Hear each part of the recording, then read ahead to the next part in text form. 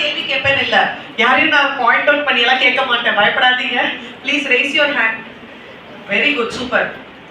S, so at least ஒரு 10-15 பேர் இருக்காங்கன்னு நினைக்கிறேன். ஸோ உங்களுக்கு ஃப்ரெண்ட்ஸாக இருந்தால் கூட பரவாயில்ல. ஸோ யாராவது தெரிஞ்சவங்க இருப்பாங்க கண்டிப்பா, ரைட்? ஸோ இத்தனை பேர்ல ஒரு 15 மெம்பர்ஸ்க்காவது தெரிஞ்சவங்க பிரஸ்ட் ஃபீட் பண்ற மதர்ஸ் இருப்பாங்க, கரெக்ட்?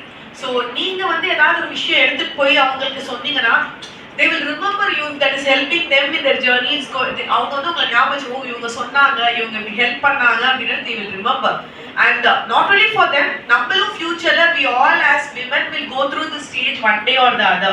ஸோ நம்மளுக்கு வந்து இந்த விஷயம் ஒரு நாள் ஓகே, நம்ம ஏதோ ஒரு நாள் யாரோ வந்து சொன்னாங்க அப்படின்னு ஒரு இது ஸ்ட்ரைக் ஆச்சுன்னா you should feel confident, correct? Something நம்மளுக்கும் அது யூஸ்ஃபுல்லா இருக்கும். நம்ம படிக்கிறது எல்லாமே, நம்ம செய்யறது எல்லாமே நம்ம லைஃப்ல ஒரு ப்ராக்டிக்கலா யூஸ் ஆகணும், கரெக்டா?